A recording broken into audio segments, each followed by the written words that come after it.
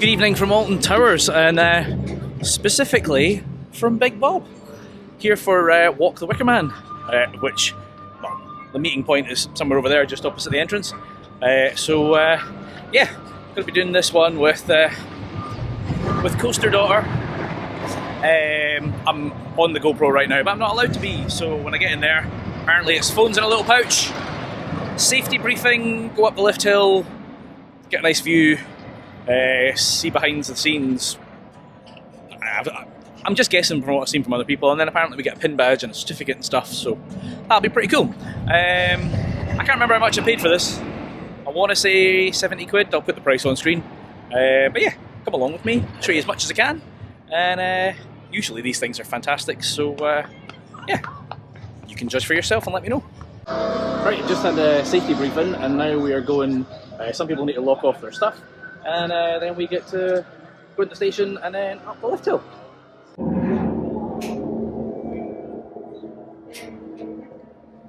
Yeah, so you just want to come with me on a sec. Have you ever been to that escape?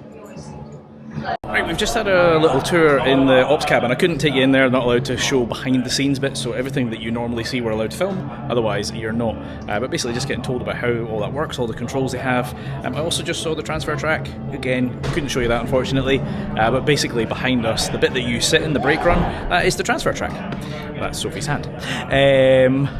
Yeah, and then there's a little door hiding over behind Sophie. She's probably blocking it. But there's a little door over there that is their AV room, so that's where all the controls for the audio and stuff are.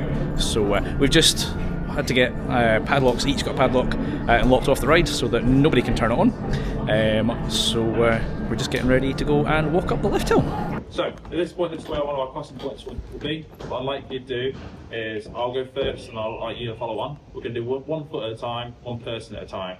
So, 1 foot to the middle, next foot, 1 foot across, next foot. Make sense? Cool. One at a time, follow me through. So, this bit obviously is the lift, so you're at the bottom of the lift. So, big chain, that is obviously what guides the train up. So as the train comes around here, momentum takes it so far up the lift until car 5, so the 5th row, that's got a dog underneath essentially, which is what engages with the chain. That will then pull the train up the lift. Lift runs at about 5 miles per hour, 2.4 meters per second. It will travel all the way to the top. You can see the jagged teeth in the middle. They're anti-rollback, so they're what's designed, if anything should happen, the ride should stop. That is what stops the train being able to come back down the lift. So it'll only ever go forwards or it'll just stop dead. This is kind of like an adventure. Otherwise.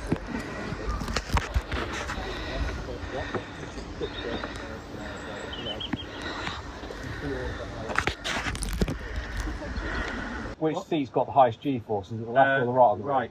It's left. It's the middle! No. So the left, it's going to be the left. We have got cue cards to check.